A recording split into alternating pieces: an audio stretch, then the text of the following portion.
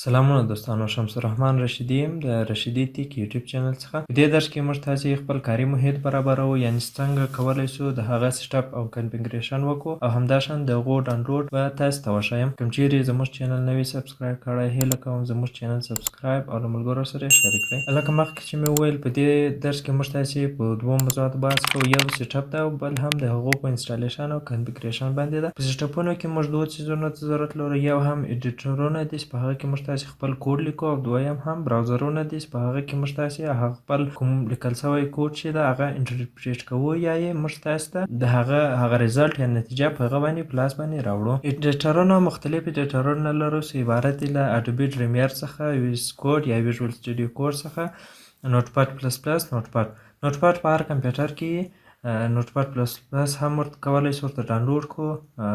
موږ تاسې ته د کوډ کولو طریقه ډېر اسانه کوي. ویژوال سټوډیو کوډ او ډریمیر هم په همدې شان باندې. براوزرونه کولی شو ګوګل کروم ډاونلوډ کړو، آی فایرفاکس او مایکروسافټ ایج. چې اوس مهال مایکروسافټ ایج او آی چې ده تقریبا په ټولو کمپیوټرونو کې شتون لري.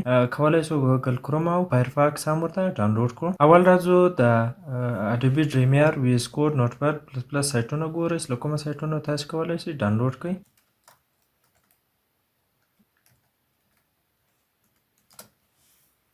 د مختلف سایټونه دي، مختلفو سایټونو کې تاسې کولی شئ ډاونلوډ کړئ. خپله د اډوبي له سایټ هم کولی شئ ډاونلوډ کړئ، او ځینې نور پرې سایټونه موږ تاسې لرو چې ځینې ایراني سایټونه دي، په هغو کې کولی شئ پرې ډاونلوډ. مګر په دې سایټ کې تاسې د یوې میاشتې لپاره هغه د ټریل ورژن ډاونلوډولی شئ، او وروسته له هغه به بیا تاسې د هغه لپاره یوه اندازه پیسې چې دوی ټاکلې دي هغه ورکوئ، او وروسته به درغه دوی هغه رسمي ورژن چې ده هغه تاسې ته په اختیار کې درکوي. له همدې سایټ څخه هم تاسې کولی شئ ډاونلوډ کړئ، په فري ډول یې دلته ډاونلوډ کولی شئ. دا ښه سایټ ده، امنیت یې تقریبا ښه ده.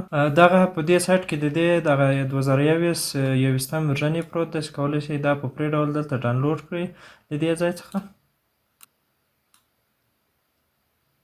همداشان تاسې کولی شئ نوټ پاډ پلس پلس هم ډاونلوډ کړئ، او ویس کوډ چې په دې کورس کې موږ تاسې له ویس کوډ څخه کار اخلو، ځکه ویس کوډ ډېرې ځانګړتیاوې او خصوصیات لري.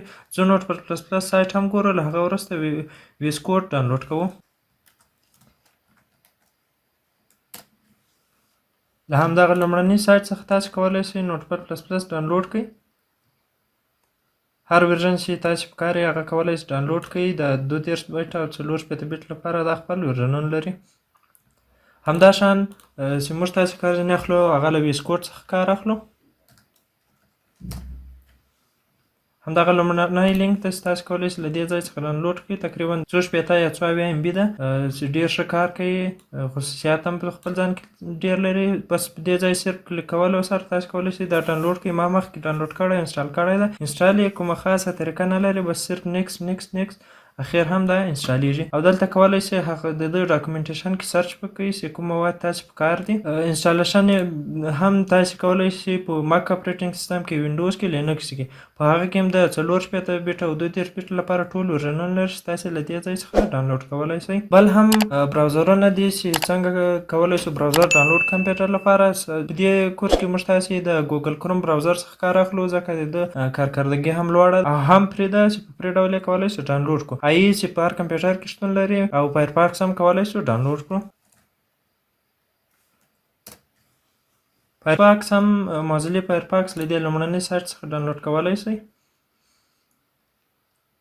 صرف ډاونلوډ یې کوئ، نیکس ډېر اسانه ده انسټالیشن یې. په دې ډول تاسې کولی شئ انسټال کړئ، او ګوګل کروم هم په خپله د ګوګل کروم له سایټ څخه ډاونلوډ کولی شئ. لیکو ډاونلوډ کروم، دغه لومړنی سایټ چې د ګوګل ده له دې څخه تاسې کولی شئ ګوګل کروم ډاونلوډ کړئ. صرف په ډاونلوډ باندې کلیک کوو، دا یو اتومات ډاونلوډ کېږي، له هغه وروسته یې انسټالوو. لکه څرنګه چې مخکې وویل، انسټالیشن د دواړو، که ګوګل کروم ده او که ویس کوډ ده، دواړو ډېر اسانه او ساده ده. صرف څو ځلې نیکس وخت سره تاسې ته مکمل ډول انسټالیږي. ګوګل کروم لکه مخکې چې موږ تاسې دا ډاونلوډ کړو، ډېر ساده د انټرنیټ یو براوزر ده. له دې لارې موږ تاسې کولی شو مواد ډاونلوډ کړو یا خپل هغه د HTML فایلونه پکې رن کړو. یوه بله اساسي موضوع دا چې موږ تاسې دا لیکچر چې ده دا به د W3 سکول له سایټ څخه په مخ باندې ځي. W3 سکول کولی شئ تاسې دا ډاونلوډ کړئ.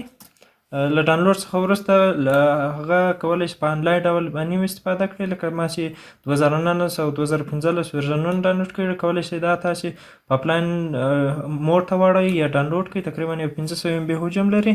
له هغه وروسته به زموږ تاسې درسونه ټول له همدغه 2 سایټو څخه په مخ باندې ځي. CW3 سکول ده. همداشان که تاسې علاقه درلوده جاوا ټیپاینټ هم کولی شئ ډاونلوډ کړئ، دا هم ښه سایټ ده. د ویب پروګرامینګ د کمپیوټر او د کمپیوټر مربوطه د زده کړو لپاره یو غوره او بهترین سایټ ده. له دې څخه هم تاسې کولی شئ استفاده وکړئ. وروسته تر دې چې تاسې ویژوال سټوډیو کوډ انسټال کړو، کولی شئ هغه رن کړو له دې ځای څخه. دغه لومړنۍ صفحه ده چې موږ تاسې ته ښکاره کوي ویژوال سټوډیو کوډ ویلکم پیج ده. د نن ورځې لپاره صرف یو بل پلګین موږ تاسې باید انسټال کړو چې هغه موږ تاسې ته د کوډ په سم اجرا کولو او په لیو ډول اجرا کولو کې ډېر کومک کوي، چې په راتلونکي درس کې به د هغه کارول موږ تاسې ووینو. نن یې صرف انسټالوو. ورته لیکو لیو سرور.